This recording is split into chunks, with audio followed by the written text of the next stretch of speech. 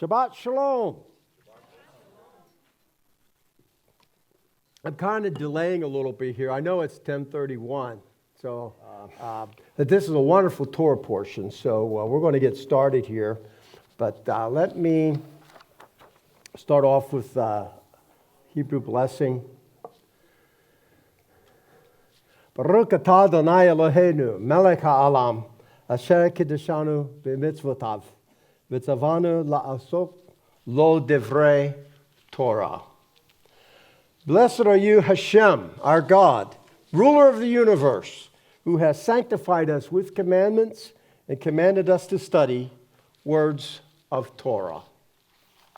And we are in the second parsha portion of Devarim, the fifth book of the Torah. So we are fast coming to the end of the Torah readings for this year. And the Torah portion today is Va-etchanan, and I pleaded, it's the title. It goes from Deuteronomy chapter 3, verse 23, through chapter 7, verse 11. So we will, as is our custom when I am teaching Torah, we will read the Torah portion in English. We'll not read it in Hebrew, other than the transliterated words, right? Okay.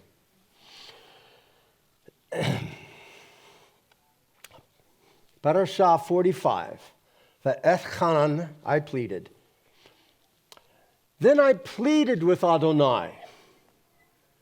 Adonai, Elohim, you have begun to reveal your greatness to your servant and your strong hand. For what other God is there in heaven or on earth that can do the works and mighty deeds that you do? Please, let me go across and see the good land on the other side of the Jordan, that wonderful hill country, and the Lebanon. But Adonai was angry with me on account of you. And he didn't listen to me. Adonai said to me, enough! Enough from you! Don't say another word to me about this matter. Climb up to the top of Pisgah and look out to the west, north, south, and east. Look with your eyes, but you will not go across this Jordan. However, commission Yehoshua, encourage him and strengthen him, for he will lead this people across and enable them to inherit the land that you will see. So we stayed in the valley across from Beit Peor. Chapter 4. Now, Yisrael, listen to the laws and rulings I am teaching you in order to follow them so that you will live. Then you will go in and take possession of the land that Adonai, the God of your fathers, is giving you. In order to obey the mitzvot of Adonai your God, which I am giving you, do not add to what I am saying, and do not subtract from it. You saw with your own eyes what Adonai did at Baal Peor. That Adonai destroyed from among you all the men who followed Baal Peor. But you who stuck with Adonai your God are still alive today. Every one of you. Look, I have taught you laws and rulings, just as Adonai my God ordered me, so that you can behave accordingly in the land where you are going in order to take possession of it. Therefore, observe them and follow them. For then all peoples will see you as having wisdom and understanding. When they hear of all these laws, they will say, "This great nation is surely a wise and understanding people." For what great nation is there that has God as close to them as Adonai our God is? Whenever we call on him, what great nation is there that has laws and rulings just as this entire Torah, which I am setting before you today? Only be careful and watch yourselves diligently as long as you live, so that you won't forget what you saw with your own eyes, so that these things won't vanish from your hearts. Rather, make them known to your children and grandchildren. The day you stood before Adonai your God at Horeb, when Adonai said to me, "Gather the people to me, and I will make them hear my very words, so that they will learn to hold me in awe as long as they live on earth, and so that they will teach their children." You approached and stood at the foot of the mountain, and the mountain blazed with fire to the heart of heaven, with darkness, clouds, and thick mist. Then Adonai spoke to you out of the fire. You heard the sound of words, but saw no shape. There was only a voice. He proclaimed his covenant to you, which he ordered you to obey, the 10 words. And he wrote them on 2 stone tablets. At that time, Adonai ordered me to teach you laws and rulings, so that you would live by them in the land you are entering in order to take possession of it. Therefore, watch out for yourselves, since you did not see a shape of any kind on the day Adonai spoke to you in Horeb from the fire.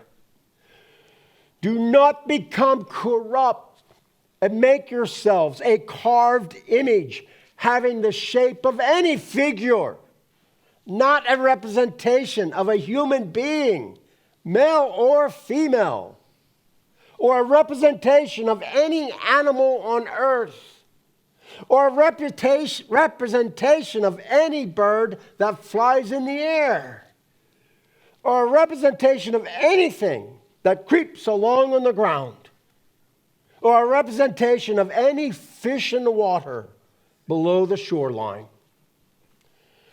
For the same reason, do not look up at the sky, at the sun, moon, stars, and everything in the sky, and be drawn away to worship them, to worship and serve them. Adonai your God has allotted these to all the peoples under the entire sky. No, you, Adonai, has taken and brought out of the smelting furnace, out of Egypt, to be a people of inheritance for him, as you are today.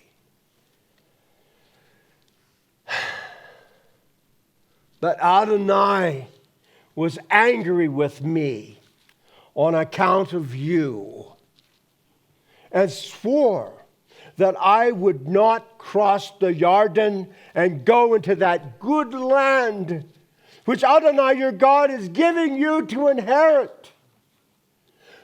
Rather, I must die in this land and not cross the Jordan. But you are to cross and take possession of the good land. Watch out for yourselves so that you won't forget the covenant of Adonai your God, which he made with you. And make yourselves a carved image, a representation of anything forbidden to you by Adonai your God. For Adonai your God is a consuming fire, a jealous God. When you have had children and grandchildren, lived a long time in the land, become corrupt, and made a carved image, a representation of something, and thus done what is evil in the sight of Adonai your God, and provoked him, I call on the sky and the earth to witness against you today that you will quickly disappear from the land that you are crossing the Jordan to possess. You will not prolong your days there, but will be completely destroyed. Adonai will scatter you among the peoples and among the nations to which Adonai will lead you away. You will be left few in number. There you will serve gods which are the product of human hands, made of wood and stone, which can't see, hear, eat, or smell. However, from there you will seek Adonai your God, and you will find him if you search after him with all your heart and being. In your distress, when all these things have come upon you, in the Acharat Hayamim, you will return to Adonai your God and listen to what he says. For Adonai your God is a merciful God. He will not fail you, destroy you, or forget the covenant which with your ancestors, which he swore to them. Indeed, inquire about the past before you were born. Since the day God created human beings on the earth, from one end of heaven to the other, has there ever been anything as wonderful as this? Has anyone heard anything like it? Did any other people ever hear the voice of God speaking out of a fire as you have heard and stay alive? Or has God ever tried to go and take for himself a nation from the very bowels of another nation by means of ordeals, signs, wonders, war, a mighty hand, an outstretched arm, and great terrors?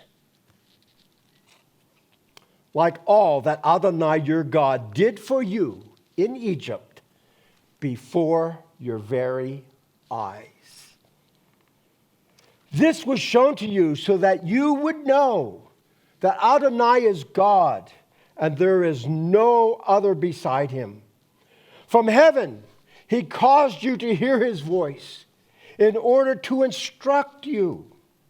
And on earth, he caused you to see his great fire. And you heard his very words coming out from the fire.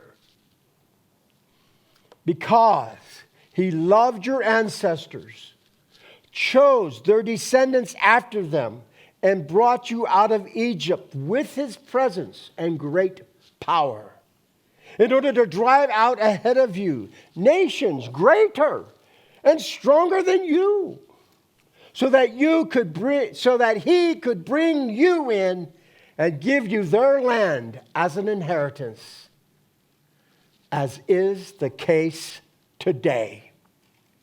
Know today and establish it in your heart that Adonai your God in heaven above and on earth below, there is no other.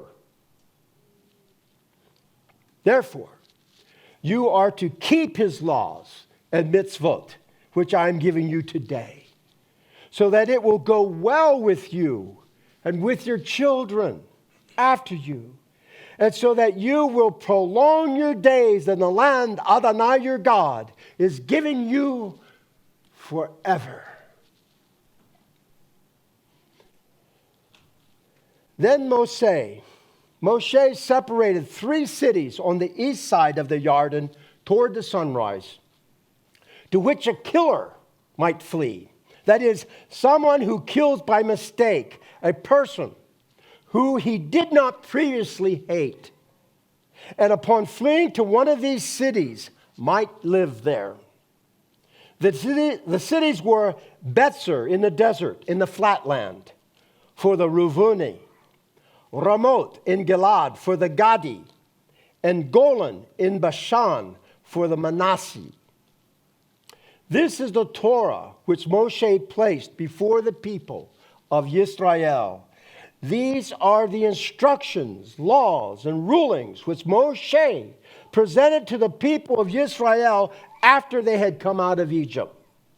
Beyond the Jordan River, in the valley across from Beit Peor, in the land of Sihon, king of the Amori, who lived at Heshbon, whom Moshe and the people of Israel defeated when they came out of Egypt.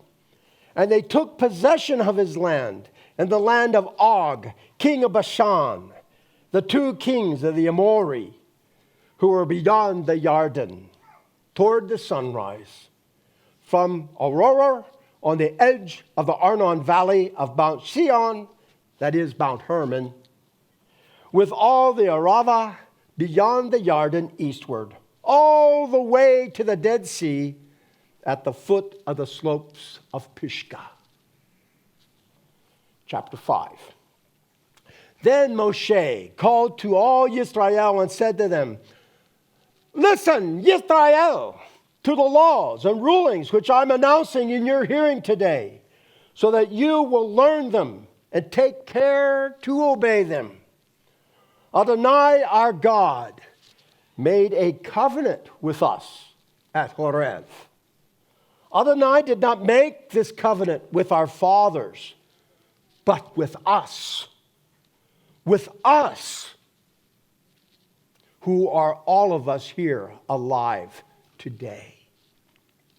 Adonai spoke with you face to face from the fire on the mountain. At that time, I stood between Adonai and you in order to tell you what Adonai was saying, because on account of the fire, you were afraid and wouldn't go up onto the mountain. He said, Aleph, I am Adonai your God, who brought you out of the land of Egypt, where you lived as slaves. Beit, you are to have no other gods before me. You are not to make for yourselves a carved image or any kind of representation of anything in heaven above, on the earth beneath, or in the water below the shoreline. You are not to bow down to them or serve them. For I, Adonai your God, am a jealous God, punishing the children for the sins of the parents, also the third and fourth generation of those who hate me, but displaying grace to the 1,000th generation of those who love me and obey my mitzvot. Gimel, you are not to misuse the name of Adonai your God, because Adonai will not leave unpunished someone who misuses his name. Dalet, observe the day of Shabbat to set it apart as holy, as Adonai your God ordered you to do. You have 6 days to labor and do all your work, but the 7th day is a Shabbat for Adonai your God.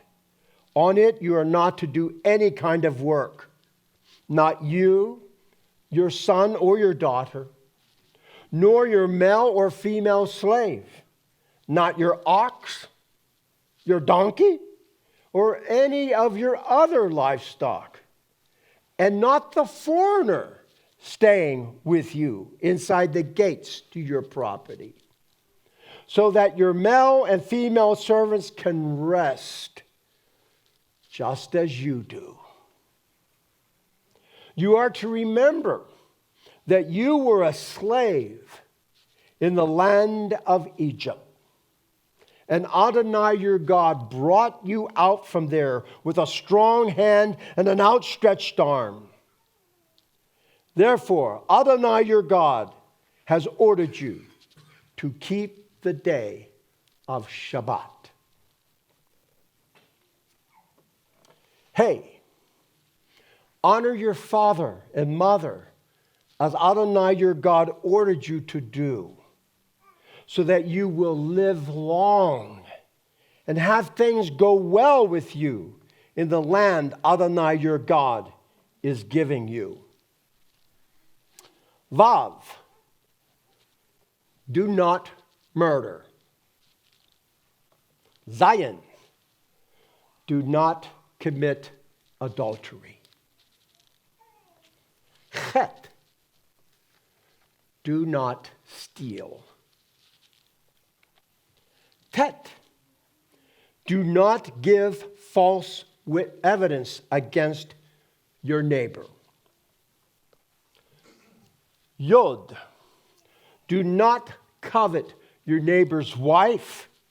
Do not covet your neighbor's house, his field, his male or female slave, his ox, his donkey, or anything that belongs to your neighbor. These words Adonai spoke to you, Adonai spoke to your entire gathering at the mountain, from fire, clouds, and thick mist, in a loud voice. Then it ceased. But he wrote them on 2 stone tablets, which he gave to me. When you heard the voice coming out of the darkness, as the mountain blazed with fire, you came to me, all the heads of your tribes and your leaders, and said, "Here, Adonai our God has shown us his glory and his greatness. We have heard his voice coming from the fire, and we have seen today that God does speak with human beings, and they stay alive. But why should we keep risking death? This great fire will consume us. If we hear the voice of Adonai our God anymore, we will die. For who is there of all humanity that has heard the voice of the living God speaking from the fire as we have and stayed alive? You go near and hear everything Adonai our God says. Then you will tell us everything Adonai our God says to you, and we will listen to it and do it.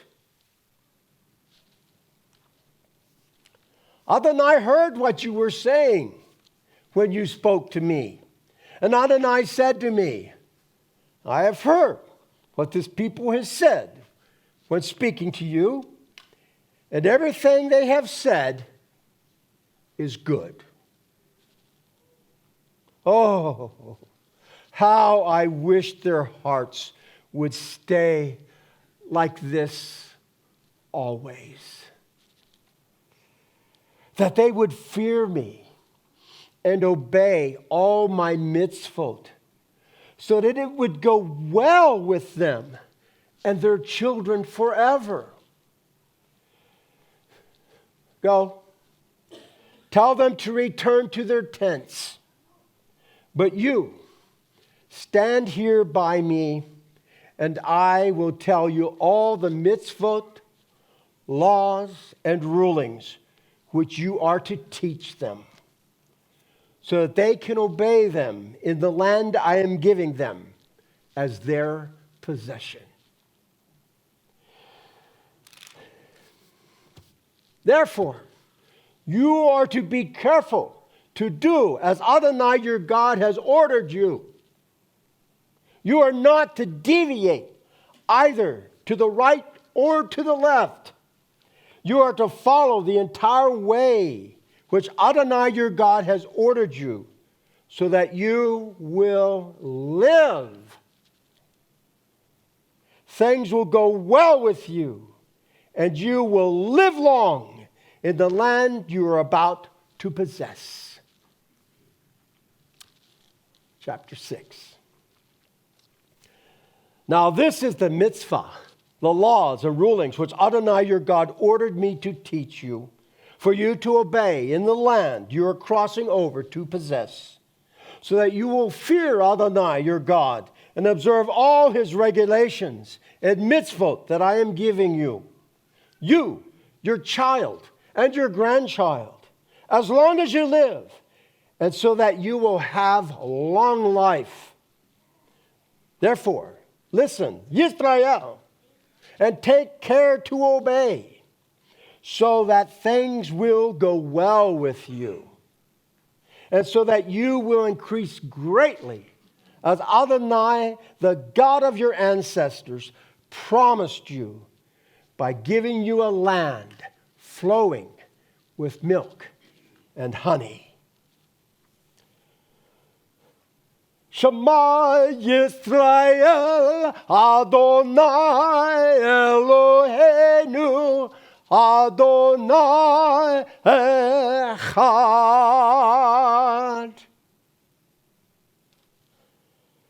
Hear, O Israel, Adonai our God, Adonai is one. And you are to love Adonai your God with all your heart, all your being, and all your resources. These words, which I'm ordering you today, are to be on your heart, and you are to teach them carefully to your children. You are to talk about them when you sit at home, when you are traveling on the road, when you lie down, and when you get up. Tie them on your hand as a sign. Put them at the front of your headband around your forehead, and write them on the door frames of your house and on your gates. When Adonai your God has brought you into the land he swore to your ancestors, Abraham, Yitzhak, and Yaakov, that he would give you, cities great and prosperous, which you didn't build, houses full of all sorts of good things, which you didn't fill, water cisterns dug out, which you didn't dig, vineyards and olive trees, which you didn't plant, and you have eaten your fill. Then be careful not to forget Adonai, who brought you out of the land of Egypt, where you lived as slaves. You are to fear Adonai your God, serve him, and swear by his name. You are not to follow other gods, chosen from the gods of the peoples around you, because Adonai your God, who is here with you, is a jealous God.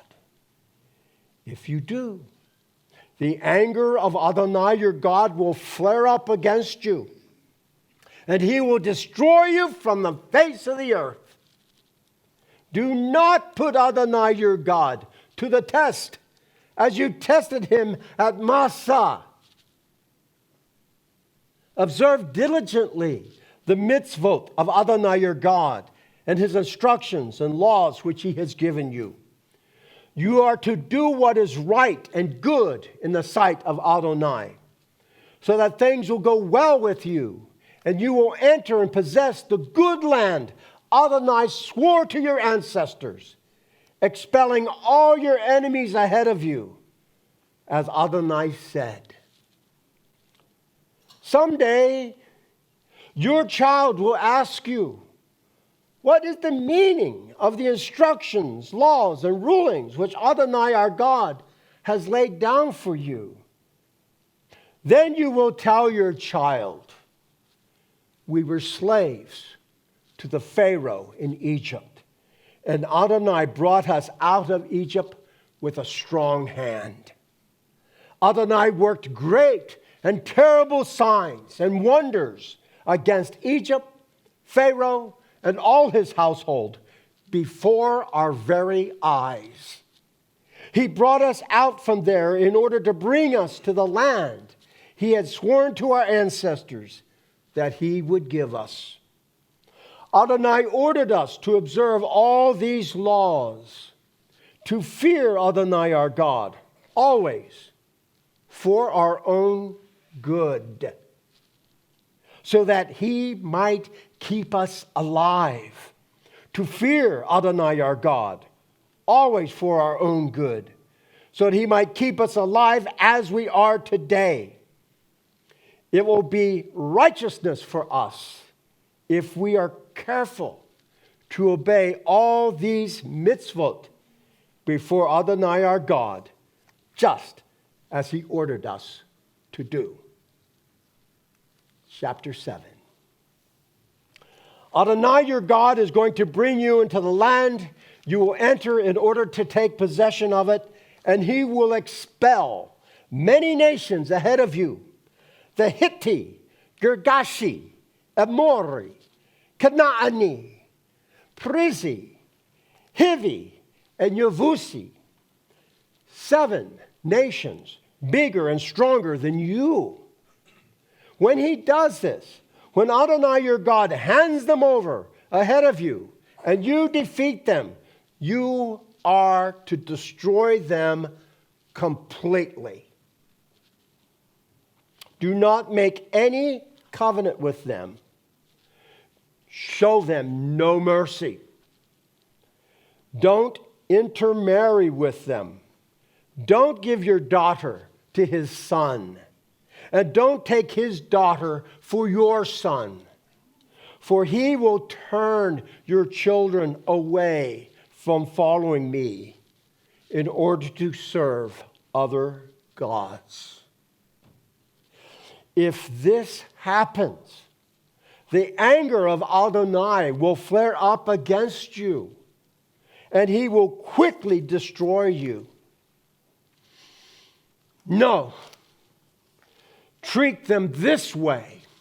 Break down their altars. Smash their standing stones to pieces. cut down their sacred poles, and burn up their carved images completely.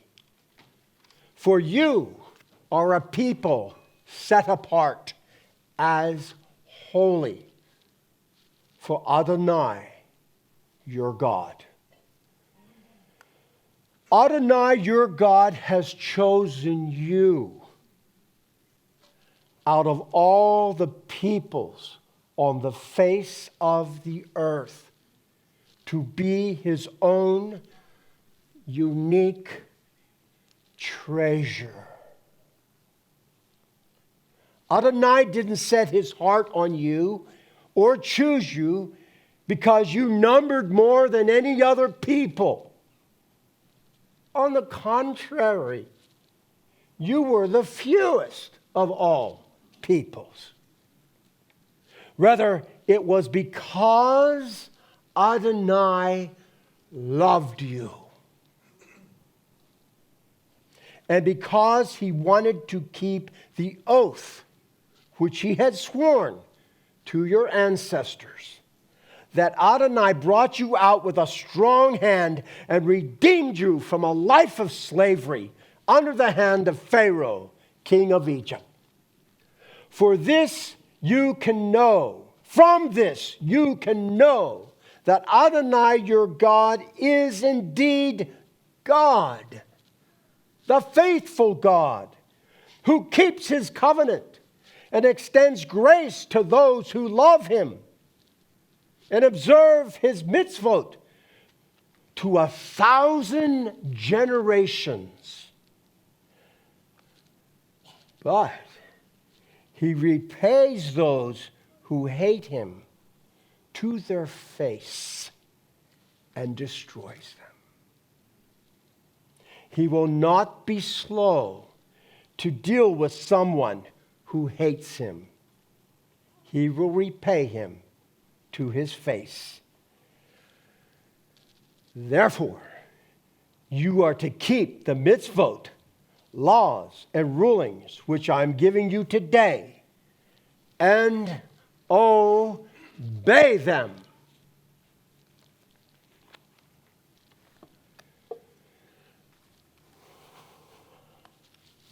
How much time do we have? Okay, good. Thank you. Thank you.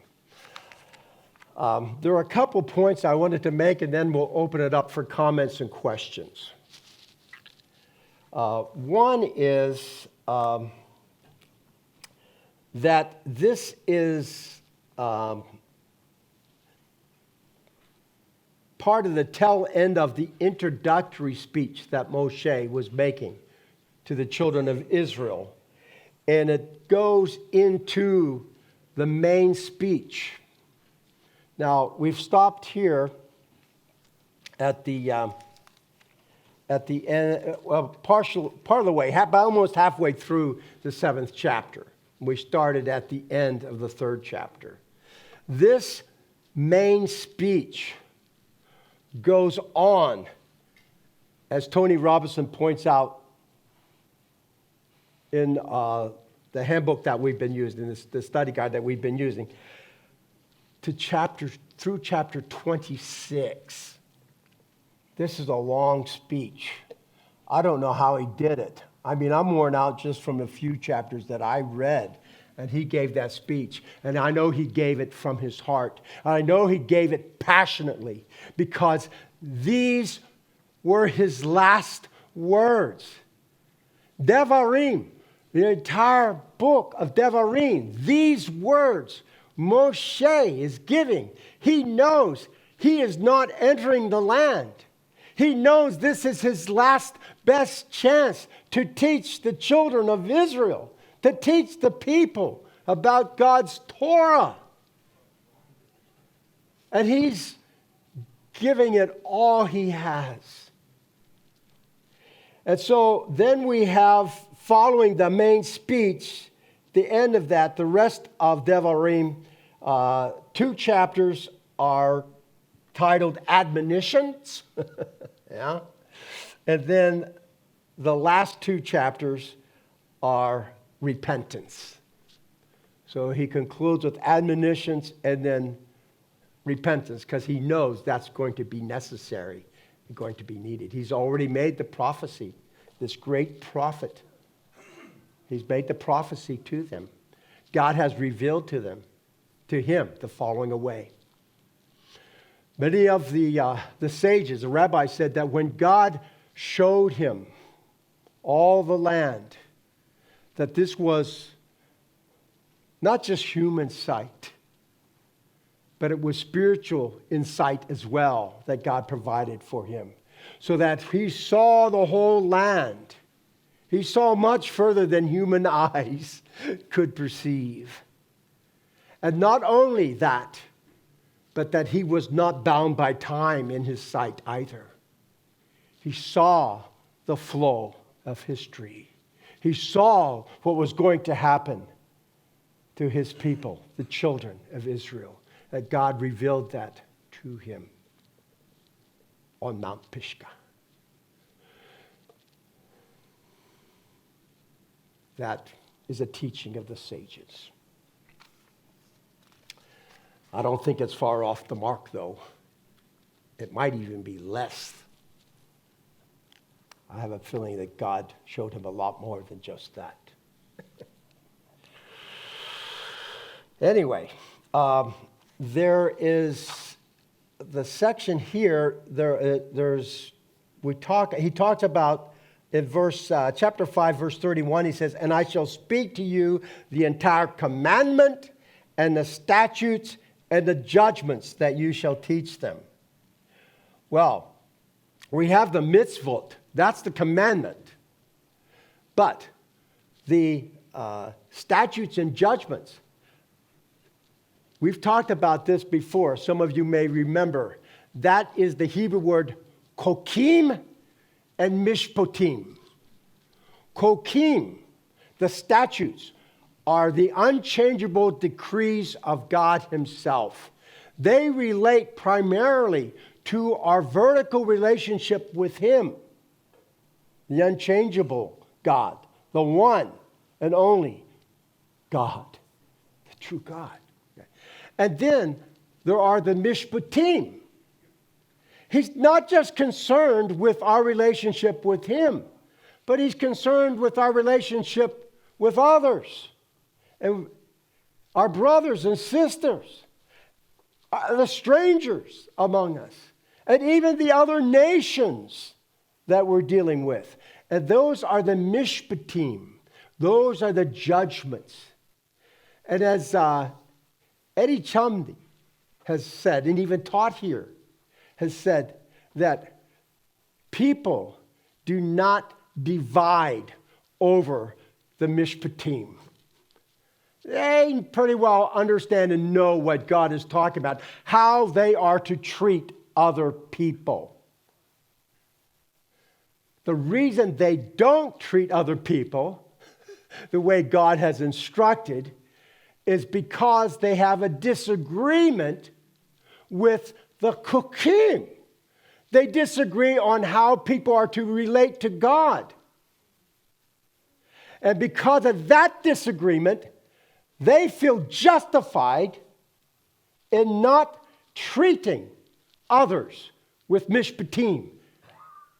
And they treat them horribly. Okay.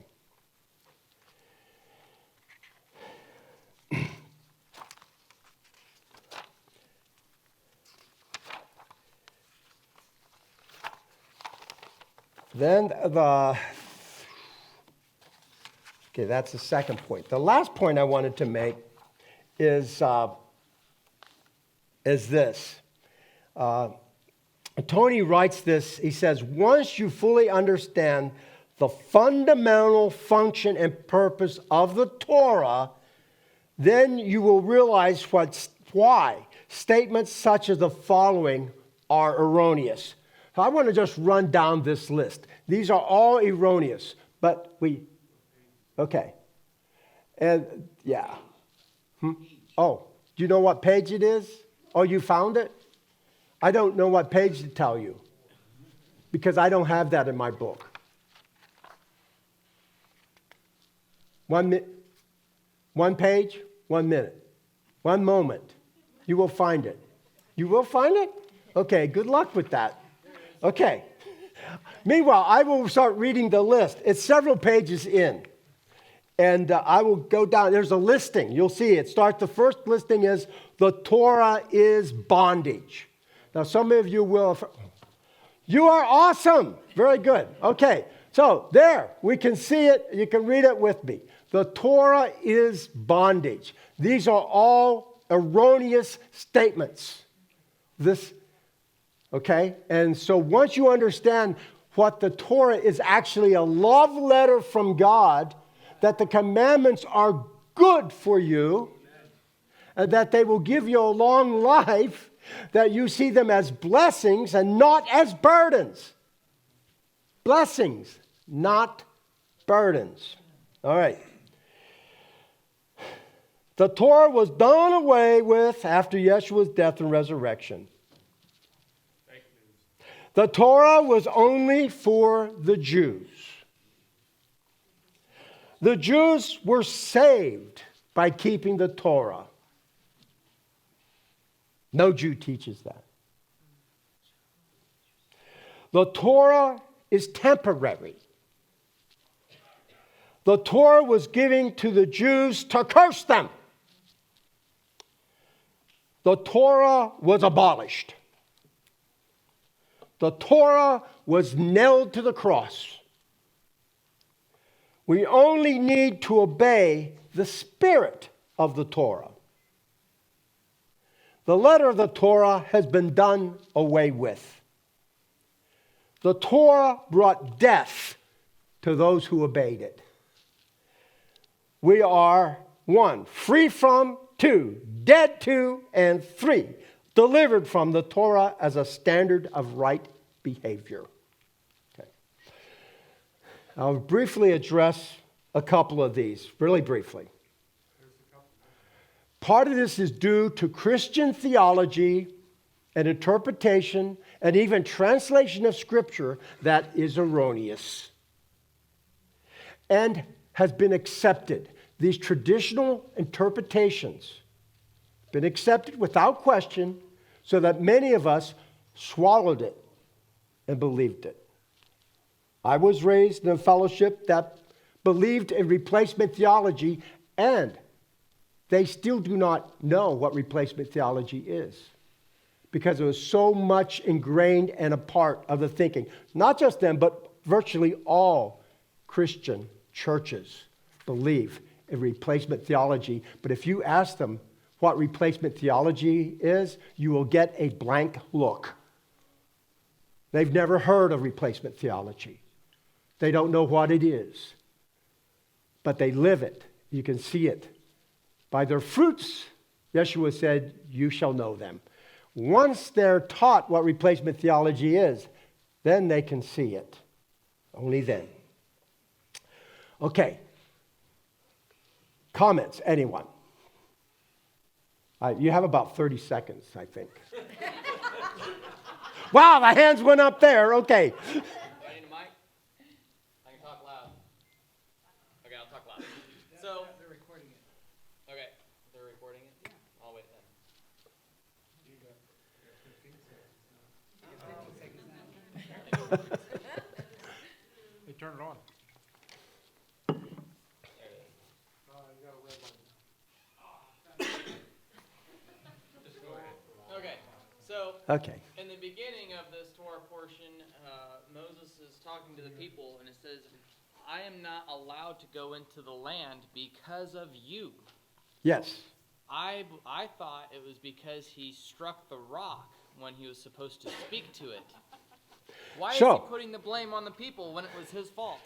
Okay, that's a very good question. That's a very good question. And in fact, God might say, yeah, you're absolutely right, that ultimately Moshe is responsible for his actions and that. But why was it the people? Because Moshe was so totally frustrated with their complaining, their incessant complaints, that he lost it. He lost it at this point.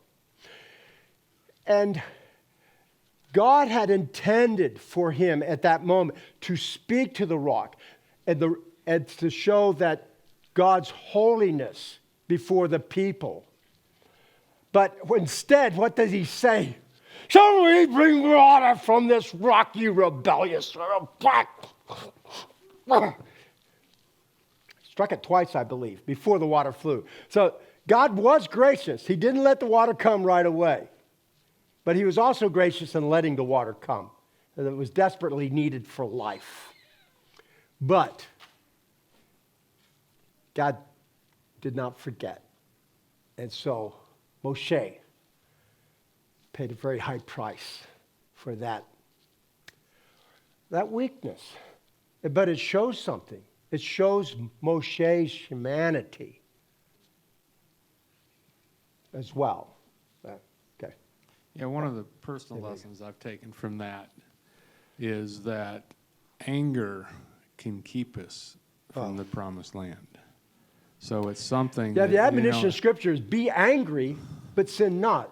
Because anger is a passion, and sometimes a justifiable passion when wrong is being done. But be angry, but sin not. Yeah, right? And I believe, though, in that passage, there should be a question mark rather than a period.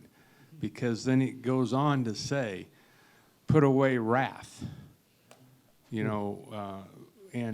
to put it away. Because in James 1, it says that the wrath of man worketh not the righteousness of God. So when we lose it, so it's very, very destructive in relationships, when you're raising your children. And I say relationships, when people blow up on you, you never forget that. You never forget that. So anger is a something that we have to overcome as believers. We have to overcome it. But we need the power of His Spirit to do it. So pray for that, every day to overcome anger. Thank you, Mike. Good. Kevin? And I think you will be the last one that we have time for. Well, we were just sharing, my wife and I, we were reading and we got a good understanding. If you want, I want to read Exodus real quick. The part, because it goes back to, he brings up the moment that they had said, they heard the lightning and thunder, the sound of the horn, the smoking mountain. The people shook with fear and stood at a distance, and they said to Moses, you speak to us, and we will listen, but do not speak to us, or let God speak to us, or we will die. And part of that fear of the Lord we were reading is an understanding of not so much that we should fear the Lord for we will die, but fear the Lord for in that we will have life. And with the Torah. Excellent. That's good. You can hang on to that. And that's right. The whole perspective changes when you see the Torah as a love letter from God, that it is blessings, not curses, right? That the commandments are there for our blessing, not our condemnation. Okay? So, Shabbat Shalom.